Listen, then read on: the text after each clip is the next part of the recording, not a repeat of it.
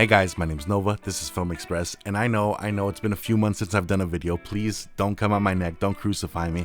Guys, I've been seeing a lot of bad movies, and it's been tough to find the motivation to come on here and just make videos kind of crapping all over every single 2024 release. So, with that being said, today, I'm here on a more positive note. Guys, I just watched one of the better movies of the year, and I'm here talking to you today about LUCA Guadagnino's new sexually charged tennis movie, Challengers. Guys, LUCA Guadagnino is back at it again. He's given us a consistent run of incredible films in his career, and you know what? I think the one thing I have to applaud him the most for is his versatility. Every single one of his movies is a completely different setting, touches on new themes, approaches new allegories, and even new cinematic techniques. He's one of the more refreshing directors working in the industry right now.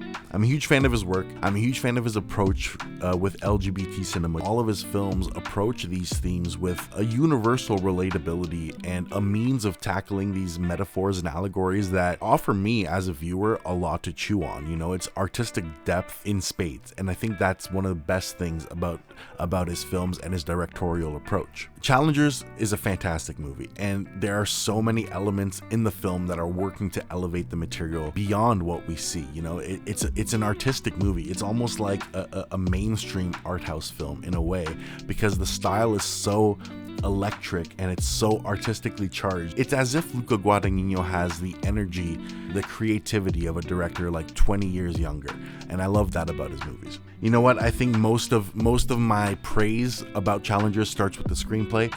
Justin Kuritzkis, I think that's how I pronounce his name. He's a fantastic writer. This is a great introduction to his talent. If this is his first screenplay, I'm fully on board with his writing style. Like 95% of what you see on screen is show don't tell, which is my favorite rule of screenwriting. A lot of the dialogue was not only, you know, funny and interesting and passionately written, but it always kind of served the themes and the topics at hand, and it always helped us understand the characters that we're watching. I think that I couldn't have asked for a better screenwriter to work with LUCA, because they kind of worked in tandem with each other to give us a lot of unique, entertaining moments. Most of that, you know, it stems from the words on paper. That's really what we have to understand as watchers of movies. A movie is nothing if there's no script, right? It's very, very hard to make a movie without a script. And I'm saying this with a bit of a bias, as I am a screenwriter, but realistically, Kuritzkis put a fantastic roadmap of where the story should go and what the story means for LUCA to actually pull some great meaning out of. There are really bold and creative kind of decisions that Kuritzkis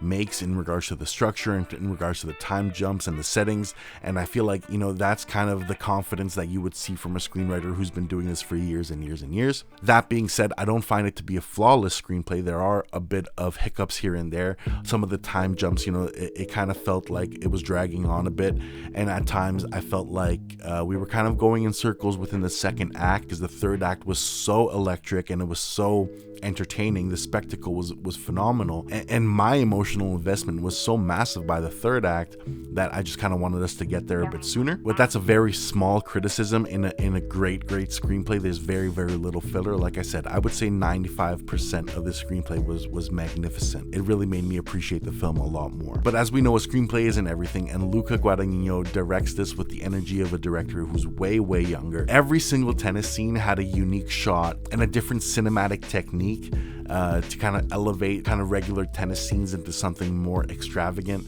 You know what? There was a scene with a see-through surface where the camera was kind of under the floor and you could see them playing tennis from like beneath them, and that was very, very unique. There was one of the shots where I find it was a little bit questionable in terms of the execution, was where the camera is actually the tennis ball during a match and you kind of get bounced back and forth. The CGI there was not the greatest, and you know what? The execution might not have been the greatest, but the idea was so fun and unique that you almost can't help but just smile when you watch it, you know? So I really want to applaud LUCA for all these little subtle creative touches, but ultimately, you know, he directs everything with so much purpose. You know, every shot, the compositions are very, very calculated. The camera kind of moves only when it needs to. It gives us still frames when it needs to, and it frames and blocks the actions in very, very purposeful ways. You know, lots of intent, and that's what I look for in a director. Mike Feist, Josh O'Connor, and Zendaya are the three leads in this film, and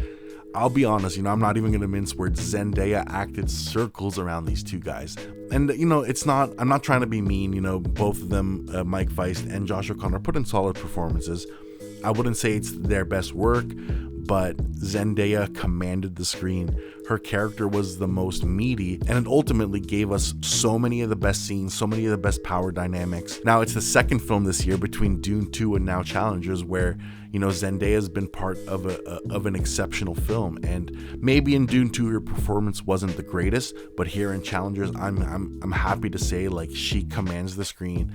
She carries the film. She's like a marvel to see on the screen. It's not just her beauty, but it's her authoritative presence with these two guys. Like, she has them wrapped around her finger, and I find that so interesting. It's like the whole film has a rhythm and a pulse and an energy, because it is so focused on its themes and it's so focused on its purpose, and that's the sign of a great movie to me. Throughout the whole film, we see Zendaya's character kind of toy with these guys. The way she kind of plays these mental games on them, it's exceptional to see.